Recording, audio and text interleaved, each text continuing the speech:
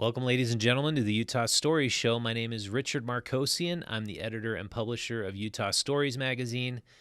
A very important episode of the program I have for you today. It's on the history of the Mormons in Mexico.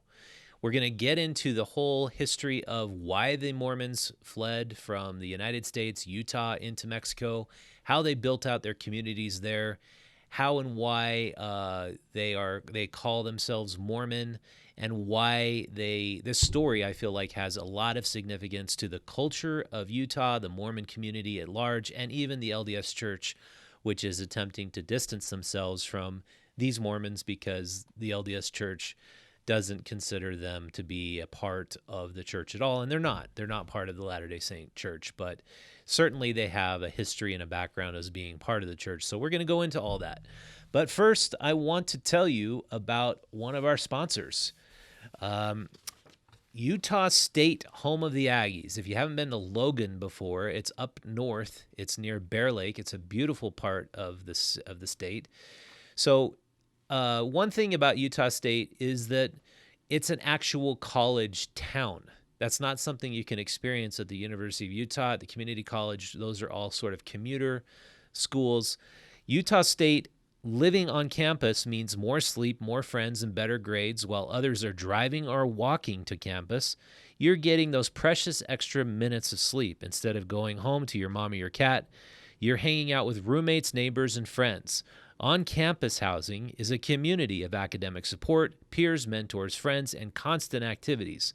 For a virtual tour, room details, and theme options, and to apply, visit usu.edu/housing. So, yeah, getting back to our story, I want to show you a clip now from the horrific attack of how the Mexican Drug Cartel left a caravan of fundamentalist Mormons in just outside of La Mora, Mexico. Let's play that clip now.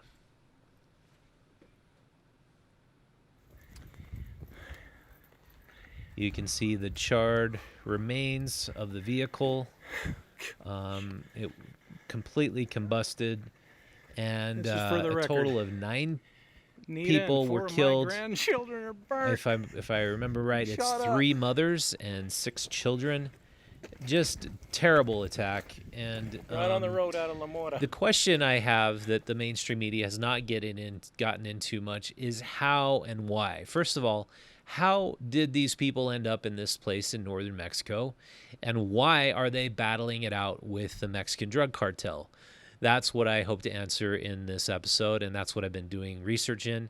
We're calling this type of podcast Rich's Rabbit Hole. It's where I enter into a rabbit hole, I descend down into it, I look inside every little nook and cranny, and we figure out what's really going on behind the bigger news story.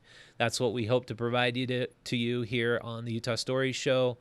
And let me know what you think about it, because I love to get audience feedback. I'd like to hear what you think about our format, where you think this podcast should be going.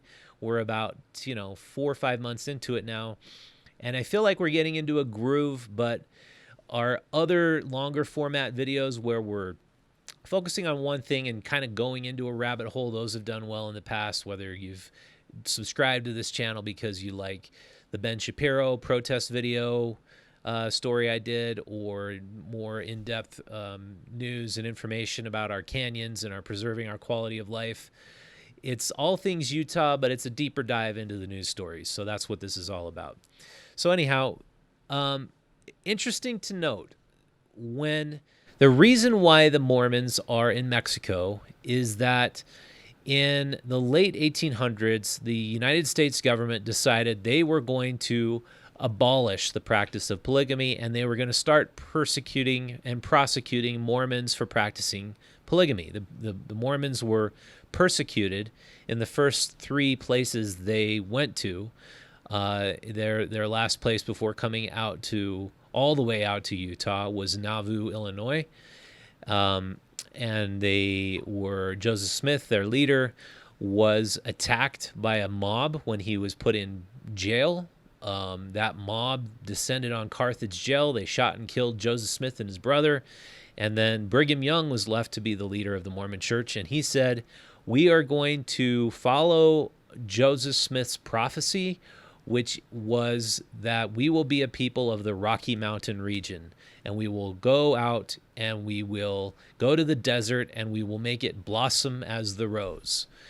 And so it's incredible, but all these people who were in Illinois went all the way across the plains, these pioneers, and this is before the silver gold rush. This was all the way back in 1847, and they settled in the Great Basin area. And so they started creating these sort of grid perfect cities where all the cities had the same distance between the curbs. All the streets led to the temple. So if you know downtown Salt Lake City, West Temple is 1 block west of the temple. Second West is 2 blocks west of the temple. It's all pathways lead to the Mormon temple, which was known as the Plot of Zion. And it's an interesting fact to know about downtown Salt Lake, and it's how Mormons like to set up their cities. And another way they like to set up their cities is they like to plant tall poplar trees called Lombardy poplars. And if you go out to the oldest Mormon pioneer settlements and go to these small towns, you'll find these same big trees. If you go to a place called Colonial LeBaron in Mexico, you'll see the same exact template just plopped in Mexico. And it's quite a trip to see that. Vice did a documentary on the Mormons living in Mexico in 2012, and I want to play a clip from that show now showing how beautiful one of these little towns, Colonial LeBaron, is in Mexico. We're going to play that. So after about 5 hours of some very nervous driving and a couple of very thorough stops at military checkpoints, not to mention 2 stops at drive-through liquor stores to calm our very jangly nerves, we finally arrived at the Mormon Promised Land. Colonial Juarez, actually, in Chihuahua. We left Juarez, which is very dirty and poor and very druggy. And then all of a sudden you come over this hill and there's orchards and golf courses. The streets are laid out nice. They've got nice schools. Kids are playing baseball, and there's angels. And it's kind of like, we've come to God's country because it's beautiful here, and they obviously have money. So anyway, Shane Smith pointing out that they obviously have money. So what they did in Mexico was very similar to what the Mormon pioneers did in about 130 settlements all across the West. And not a lot of people know this, but the Mormon Zion idea wasn't at all just in Utah. They created settlements in Nevada. Las Vegas was actually a Mormon pioneer settlement. Idaho, they went as far east as far west as California and Oregon. And Joseph Smith's vision was to build the kingdom of God on earth, the new Zion. And their kingdom was called the Land of Deseret. And so when the federal government saw what the Mormons were doing, they basically responded by saying, this is not okay. These people want to create their own kingdom. They're in Mexican territory, and another not well-known fact is that the Mormons were originally Mexicans. The Mormon pioneer settlements were all in what was at the time Mexico before the Mexican treaty with the United States, where we essentially paid for all the land of the Mexican territory that extended up into California, Arizona, New Mexico, Utah, Nevada. That was all part of the treaty that was signed between the United States and Mexico in the late 1880s. And so the federal government was concerned, and they did not like the practices of the Mormon church, mainly polygamy. They didn't like that they were forming their own kingdom. And so they started locking up Mormons. And I think we have a cool picture of some of the Mormons who were locked up. Folks such as George Q. Cannon is probably the most famous guy with the big white beard, locked up in prison for practicing polygamy at the Sugar House prison, actually. But a lot of these Mormon pioneers, they're like, well, screw that. I don't want to get locked up. I'd rather go to Mexico and do what we're doing here with all of our wives and settle down there. So that's how those colonies got set up. Colonial LeBaron is one of the biggest. It's a ranching community that was settled by the LeBaron brothers. I'll get more into that in a minute. But Colonial Juarez is the home to most of Mitt Romney's family. And Mitt Romney was actually born in Mexico to American presidents. His grandfather was one of the first people who escaped out of the United States to not be prosecuted for practicing polygamy. He wanted to keep all his wives. So he left in 1885 to start Colonial Juarez. And it's a totally different sort of lifestyle. Like the cool thing I think that's really cool about these settlements is their objective was to create a self-sustaining, self-reliant community where they grew most of the vegetables they were eating. They raised a lot of their own meat. They had people with all the skills necessary to build out these towns. They had blacksmiths who would create all of the horseshoes that they need for the horses that were in the field. They had people who were really great at building mills, carpenters, and they'd go down and settle a community and they could be completely, or more or less completely self-reliant. And so that was the original vision of Brigham Young. But that all changed in Utah, of course, when the federal crackdown happened with polygamy and when the Transcontinental Railroad was completed. And we basically just saw that all those original ideals of Brigham Young get kind of thrown out because there was no need to be so self-reliant. There was no need for people who could do every single little skill that was available because the economy, of course, got nationalized. And so what I want to go into now is the history of Mormons conflicting with the Mexican Drug Cartel. And so this goes back to the first major conflict the Mormons had with the Mexican Drug Cartel goes back to 2009. The town of Colonial LeBaron is home to a few hundred people, and it's a very, just like we showed you that clip from Vice, it's a very beautiful town. People are well off, and the Mexican Drug Cartel, all through the early 2000s until 2009, they were kidnapping about 49 people in Mexico every single day and holding them ransom, asking for money to get them back. So the cartel might run out of money or they need a quick, easy way to get more money if they're not selling enough drugs. They just kidnap people and say, hey, I'm going to kill this person unless you give me some money. So they're like, okay, well, let's just do this with these Mormons. They obviously have a lot of money. So they kidnapped this Ervil LeBaron kid. I think we have a picture of him. And they said, we're going to need $1 million in order for you to get Ervil LeBaron back. And the LeBarons decided to take a different tack. They're like, hell no, we're not going to give you the money. What we're going to do instead is we're going to go down to our nearest big town called Chihuahua. We're going to protest that you've taken our son and we're not going to pay, but you should release him anyway. You should do the right thing and give us our kid back, and you should stop kidnapping people for money. And they put pressure by going out and picketing and actually telling motorists to honk their horns if they supported the idea of getting their kid back. And guess what happened? Almost like a miracle. The cartel brought young Eric back and unharmed and said, okay, we won't take him. However, the backlash by appearing weak ended up being significant. People started to think, oh, maybe we can stand up against these cartels. Maybe we actually don't have to put up with these kidnappings. Maybe we don't have to pay these ransoms. So it was a bad PR disaster for the Mexican Drug Cartel. So what they decided to do to show that their force was still intact and they were still a bunch of badasses was they decided to go ahead and show up to the parents of Ervil LeBaron. I believe it was Brett LeBaron and his wife Miriam. They showed up with 20 cartel members in the middle of the night. They shot up his door and they said to the LeBaron family, you come out here right now, or we're gonna detonate this grenade. And they had a grenade in their hand.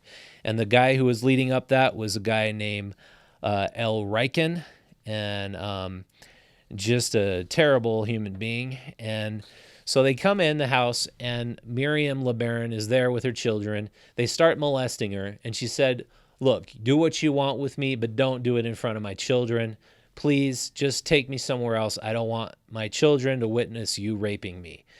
And so what they said is, well, we'll tell you what, if you give up your it's not Brett, it's Benjamin LeBaron, the father. If you give up Benjamin, we'll leave you alone. So Benjamin, of course, said, okay, I'll come out. I'll do whatever you want. So they took Benjamin LeBaron and Louis Windmar, and they went and shot them each 4 times in the head. There you see the image there. And they killed them. And they thought, okay, now you can see we're a bunch of badasses again, and we will not capitulate to people who try to stand up against us. And what happened next was everybody knew El Riken was behind this, Jose El Riken, and they gave him up to the United States authorities, because these people had dual. That's El Riken there. I think we have a photo too. But they gave him up to United States authorities, and they extradited him, and he paid the price, but there were 20 other people involved. The other 20 other murderers basically still remain at large. And so basically what you kind of understand from this story is that while the Mexican Drug Cartel is, something that the authorities will eventually say they're going to do something about, the high-ups in Mexican government, they're basically capitulating to the Mexican Drug Cartel. They're not going to do exactly what the Mexican Drug Cartel wants them to do. And so this story, I think, sets the stage for what we see happen in the next 10 years, which was the Mormons in the town of LeBaron. From that same video, from that same Vice video, he goes and visits to see what they're doing to put up with this, because, their brothers and friends are being killed, and they've put a big, huge watchtower at the top of their city. And so there is always somebody in position at the watchtower, so that if they see a suspicious vehicle entering their town to come and perhaps kidnap somebody else, everybody will be alerted.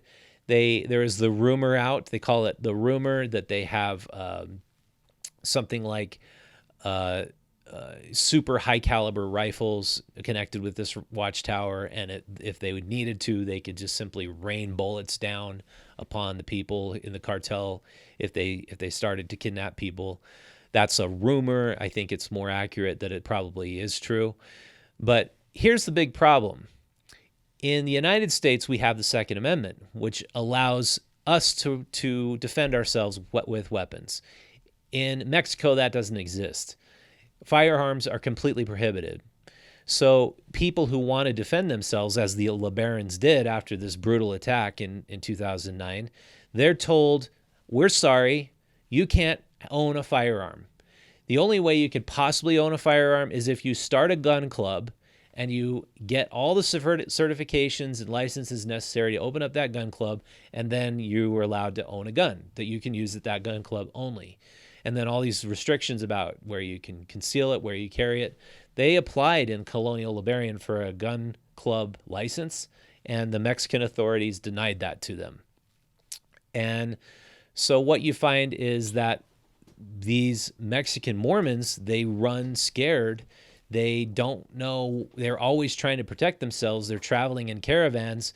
And that's what we saw happening in La Mora the morning of the attack of the 4 SUVs and the 3 families who were gunned down by the Mexican Drug Cartel a couple of weeks ago.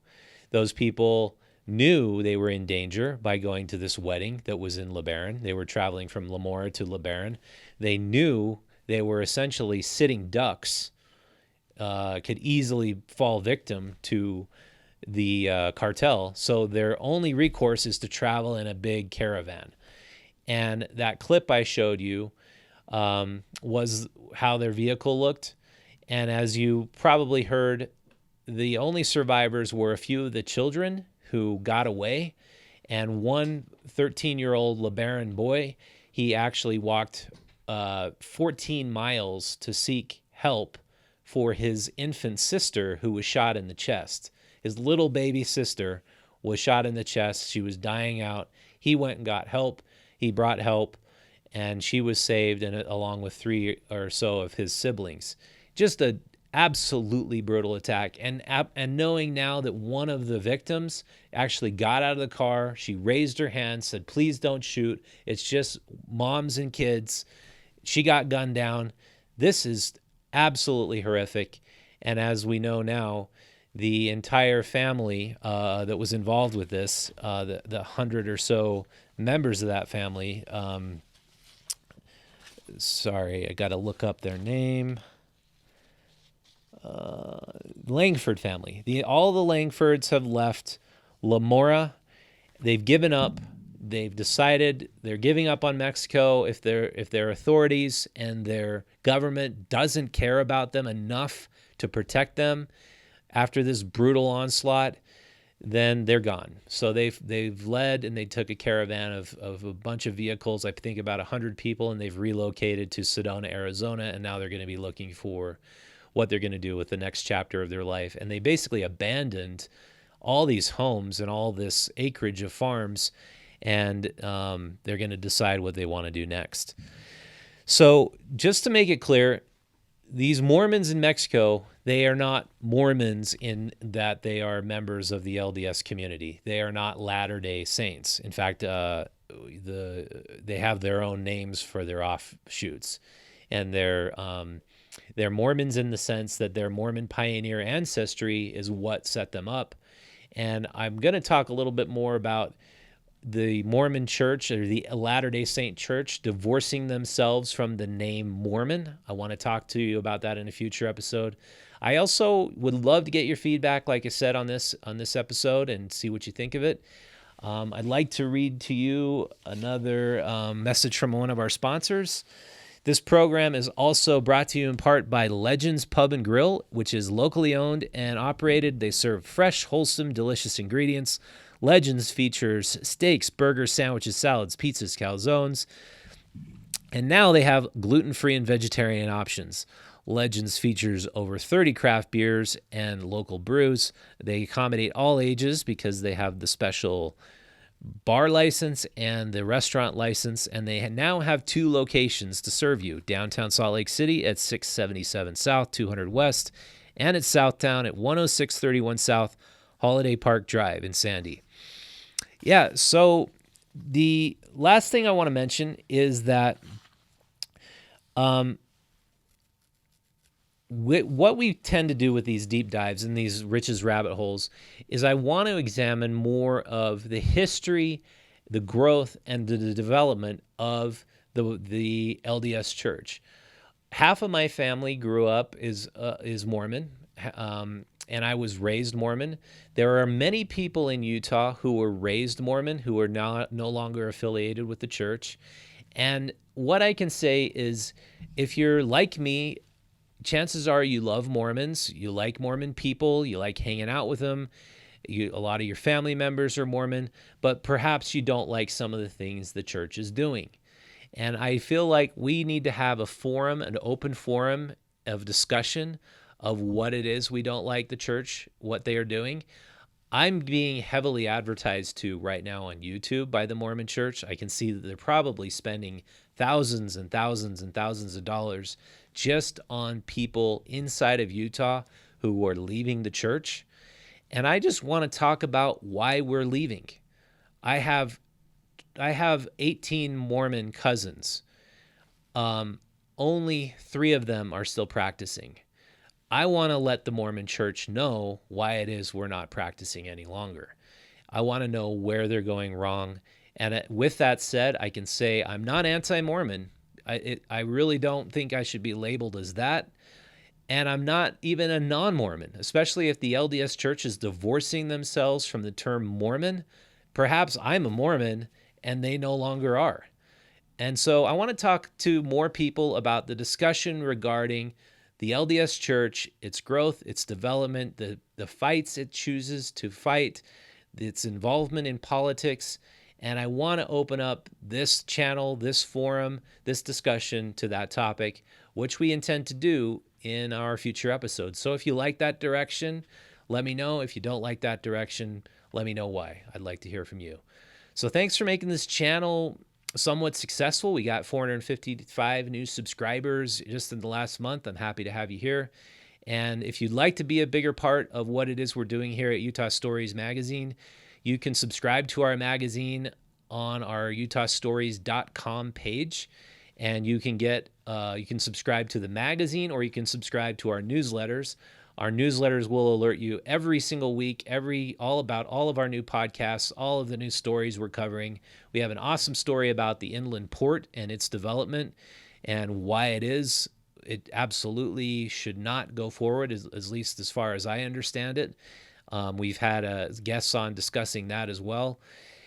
And the other way you can get involved is to follow us on Instagram. We have a really great Instagram following, and we really stay engaged on that platform. We don't do so much on Facebook or Twitter, but Instagram we do. So check us out there.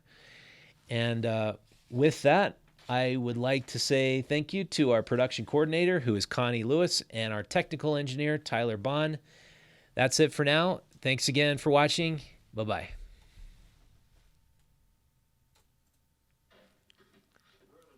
Oh, yeah. Damn. That's the funniest part of the whole thing. Throwing it in at the end. I can Nice. This is Ervil LeBaron.